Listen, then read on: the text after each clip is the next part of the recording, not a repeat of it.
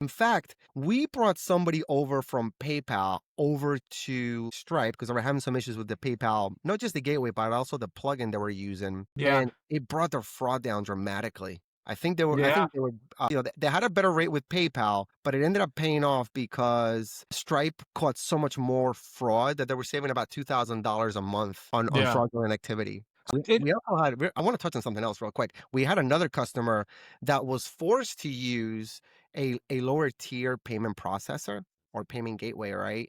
And they had none of these things in place. That there was no way to remediate these attacks. was it I'm sorry, what was that? was it like a high profile type product?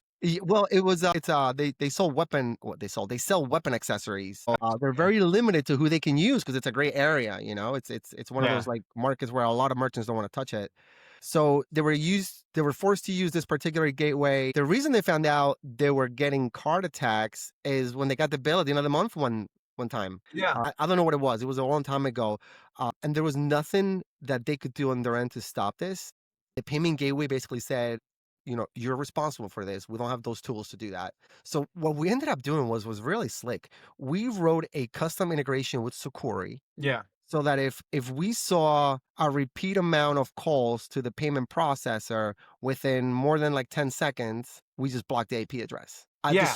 At the Sucuri layer, right? Obviously, the workaround for that is what? You go to a new IP address, right? But again, it just limited the attack rate dramatically. Because after like 3, 5 attempts, blacklist you, so new IP address. And Yeah. it was offloading everything to the Sucuri layer too, not to the WooCommerce layer. Yeah, one tool we use is patchstack.io for it's like more of a proactive approach versus a security. I like that, because it more of a glorified firewall, for example. And then on top of that, using, let's say, Cloudflare to do, stop them before they even really get to the site, and that's like through bot traffic and things like that.